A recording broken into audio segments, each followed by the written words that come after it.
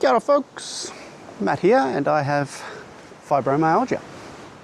I'm recording today from this picturesque gully because here in Aotearoa, or my little bit of it, that's Aotearoa, New Zealand, the wind has been insane.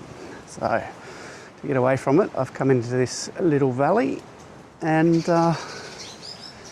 yeah, that's should give you a little bit better sound quality with any luck, but you have to bear with me as I navigate the quite steep ups and downs and trees in my face. All right, today I want to talk a little bit about myofascial release, which is a technique for relieving stressed muscles that seems to work particularly well for fibromyalgia. I've had some personal success with this, so we'll do that. But before that, a quick check-in. Today is, I think, the second or third day out of a flare for me, which is fantastic. I've been in the workshop on my feet pretty much all day for those, at least the last 2 days, making things, which is just fantastic. So that's that. We're not yet flaring again.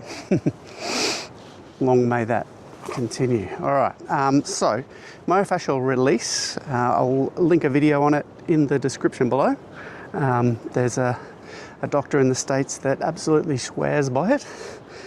Says it's the thing that allowed her to get through medical school, so that's pretty strong recommendation, and there's actually quite a bit of peer-reviewed information about it as well, so that's cool. So basically I'm going to stop here and do some. I won't actually be able to do some, but I'll be able to show you what I do if I can just get into some decent light. There we are. So basically myofascial release is a sustained hold of a stretch, typically done by a clinician or a therapist, but you can do it yourself, and basically you've got to sustain the stretch for more than 3 to 5 minutes to allow the magic to happen, as it were. And this is the one that I did last night, helped me get back to sleep, and I woke feeling much better than I normally would. And it's simply, if you've got fibro, you've probably got pain in your traps. I often do, and the way you can stretch that is just tilt your head until you feel a pull, and just nudge a tiny bit into the pain, and that's it. Just hold that for 3 minutes. I just do a 1 cat and dog, 2 cat and dog kind of count to 200.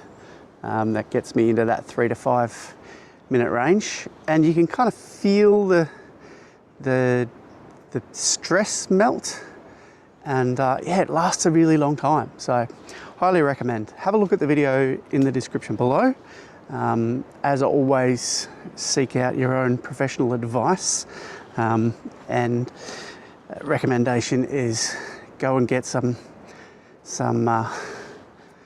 professional sessions before you try to apply to yourself, because that way you'll kind of know.